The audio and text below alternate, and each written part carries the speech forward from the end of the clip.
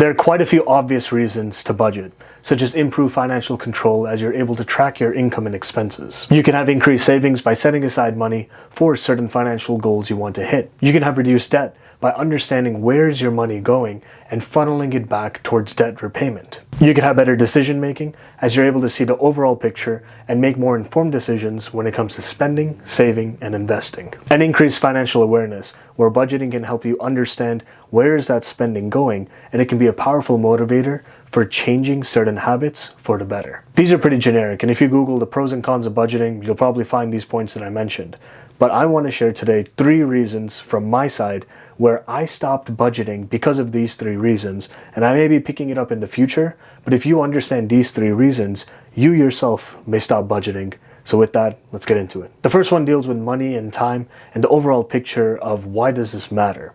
So let's take an example. You're earning $10 an hour and you're working 2,000 hours a year, essentially 40 hours a week, 50 weeks in a year, that's 2,000 hours. At $10 an hour times 2,000 hours in a year, that's where you're gonna get $20,000 a year. If you're earning double that, let's say $20 an hour, then 20 times 2,000, you're gonna get $40,000 annually. If you're making $50 an hour times 2,000 hours, you're making 100K, and so on and so forth. Let's say you're spending it all, you're paycheck to paycheck, you're basically just earning the money, your expenses are way lower than your income, yet you're still quote unquote suffering. To me, it's pretty clear, yet some folks may not want to hear it. But honestly, it could be that you don't have that purpose or your why. When you have a mission, when you have a goal, when you have a reason of why you're earning X amount and what you're gonna do with that capital, how are you gonna deploy it, how are you gonna invest it, save it, what reasons, essentially why are you spending your time for X amount of money? If you're earning and spending and have no thoughts of the fruition of some type of goal,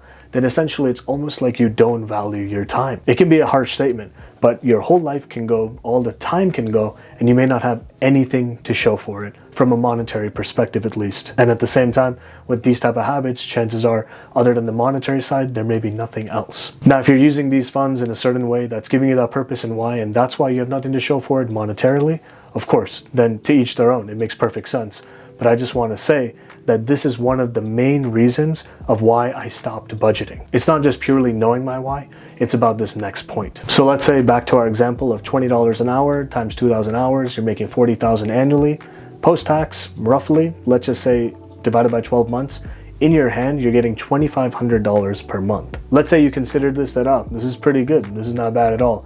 Not saying it's you, but if you are, if you look at the overall picture and you assume that, okay, I can do this for the rest of my life, then it's essentially molding you to understand that you're gonna earn this $2,500 on average per month for infinity essentially. So you're basically put into this box. It's not bad to be put into a box, but it's almost as if the habit of getting that and you staying in that box, it almost holds you back, as well as maybe others around you too. If you're earning this and you're not content, the issue is you may also feel mentally that, hey, if I want to make $1 million a year, $10 million a year, this versus that number, there's a huge difference / discrepancy, and it may demotivate you from going down that path. We've all seen the story for folks going from zero to hero. We've heard it, we've seen it, yet some folks just assume that they'll be in the same circle or environment for the rest of their life, and like the saying goes, you are the average of the 5 folks you surround yourself around. I'm essentially saying that budgeting can kind of keep you in that scarcity mindset versus the abundance mindset, where you're actually actively looking to how do I make more money, or how can I seize the opportunity, how can I add value in XYZ place, such that in the grander picture, it's not that difficult to see how you came so far from where you started. With the first reason being not knowing your why, and the second reason being that you're okay to be put into this box.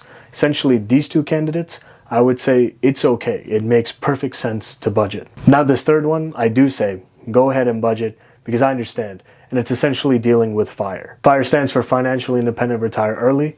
And let's say in a high level example, you have $1 million invested, and with the S&P 500, the total market, essentially going up 7 to 10% over the last 100 years, if you take out 4% each and every year, you'll never touch that $1 million of total investment, hence you're essentially living off that growth. This is known as the 4% rule, and if you want to be super conservative, you can say 3%, and you'll really never touch that whole lump sum, yet the grand scheme is 3% of $1 million is 30 grand, 4% of $1 million is 40 grand. The point being that if you're actually budgeting because you want to save that overall, let's say, nest egg equivalent or the war chest for your personal self, then essentially budgeting can keep you on track, but also take away the stress of feeling that, oh my goodness, I'm gonna run out of money and maybe I don't have the active income energy to keep on creating X amount of wealth. So what's going on here? Why did I actually stop budgeting? For me personally, I look at budgeting as probably the way I actually got to where I am. It's a financial discipline.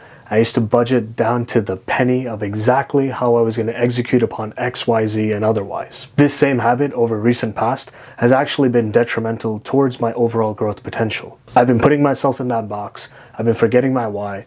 I've been basically understanding that if you want to make those exponential kind of gains or dollars to be made in such a way that you never feel like you're being held back, I wanted to take away a budget, and maybe I'll come back to it in the future. But for now, it's all about increasing that overall income. The super quick way for me is essentially automation of finances. So whether that's setting up auto pay, whether that's setting up which accounts does X amount of funds go into every so often, and otherwise, it's essentially creating the system in such a way that it's pretty hands-off, and the money you see in front of you is disposable income, let's say, but everything else is taken care of in the back end. With all of this discussion, I would say 5 points, which are basically cons of budgeting, are as follows for you to consider if it's still something you want to continue or get into in the near future. It can be pretty time consuming because you're setting up a budget, you're maintaining it, you're tracking it, you're maybe adding receipts, taking pictures, totaling items. Maybe you set aside X amount of time to maintain that budget every so often.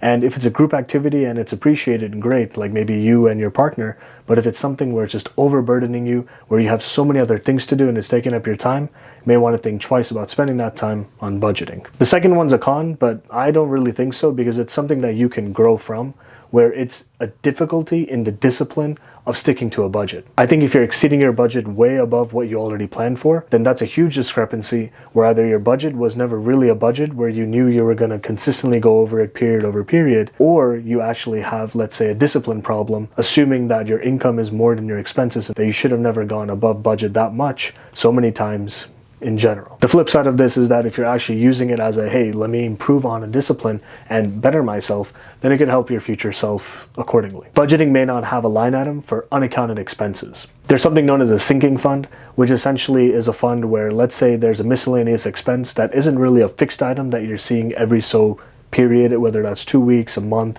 every 3 months.